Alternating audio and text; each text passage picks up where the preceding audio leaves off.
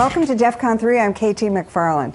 The elections loom large, but one of the big question marks people have is if the Republicans do take the Senate, what difference does it make? What changes? Joining me now to discuss is retired Marine Gunnery Sergeant Jessie Jane Duff. She's now with the London Center. All right, Jessie, what happens? Republicans take the Senate. What does it mean? Well, I don't know that much is going to change with this because simply if Richard Burr becomes the Director of Center Intelligence for the Senate, essentially he is going to come against the same brick walls that Senator Dianne Feinstein had. You know, Senator Dianne Feinstein did an incredible job at warning this administration back in February that there would be problems with ISIS, that they would take over land, that they would basically become a caliphate, and it went ignored. So I don't know that the Republicans are going to have a much easier toe at this. Well, one of the issues that Senator Rand Paul has brought up, as have other conservatives who are in the Senate now, is what's the president's authority to go to war? What's his authority to have drone strikes over Islamic extremists in Yemen and other places? What's the president's authority to send in forces into Libya and now back into Iraq? What do you think happens? Do you think there's a fight brewing there? Oh, there's already been a fight because the problem is even the Democrats have been undermined by this president. All of the action that has been going on in the Middle East has basically gone on by presidential authority, and he has been abusing or taking advantage of the rules that were passed under President Bush, the law that if it was an imminent threat. But meanwhile, reports are coming out that we've made little or no dent in the imminent threat that we were chasing. Those men are still alive. We had dropped 500 bombs on Kobani, and only 350 ISIS people were discovered to be dead. I mean, I don't even think this is a very good ratio on decimating our enemy the way we're going. We have no authority to go after Assad. We have no authority to have the no-fly zone because we have not actually declared an act of war.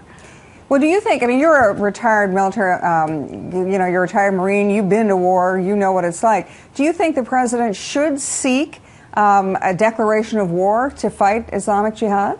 Well, actually, I've supported all of the combat missions since Desert Storm. I have not actually gone over there. But the fact is that, yes, he has to receive congressional authority to do this. Because what's happening now is that the surveys that are coming out are showing that the military at the Pentagon is getting fed up with the hand tying that they've experienced with this White House. Micromanagement is what's being featured in the headlines today that I've read. That they feel that they're so restricted that many of the people that we're training to do this aren't even going to be allowed to fight ISIS. Some of the Syrian rebels that we're going to be training. So basically, what are we doing? We're spending a lot of money and we're just spinning and spinning and just basically treading water. And for the Pentagon, that is extremely frustrating because you're using our resources, you're using our men and women, but you're not letting us accomplish our goals to defeat and overwhelm the enemy.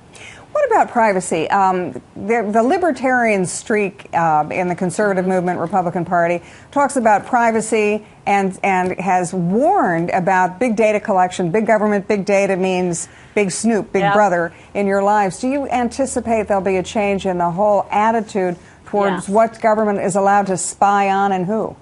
Well, you know, I get very torn on this issue because I do understand I don't want the government watching everything that I do. But in this day and age of technology, without watching and looking and listening, we won't even be able to find out who our enemies are. We won't even know who's coming over. And we consistently give the president a hard time for not taking enough action, but yet we have to manage and have those resources to take action. I was sworn to defend all enemies, foreign and domestic.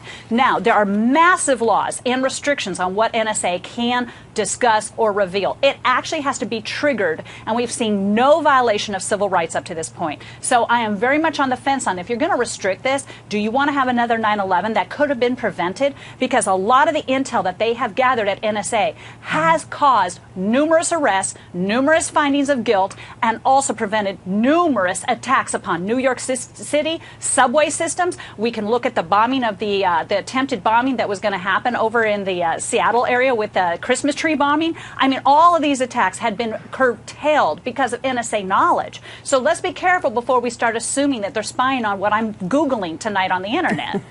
Okay, well, thank you very much for joining us. Jessie Jane Duff of the London Center with predictions and prognostications of the foreign policy battles that may take up the next 2 years if Republicans take the Senate and they go in contraposition to the Obama White House. That's it for DEFCON 3. Thank you.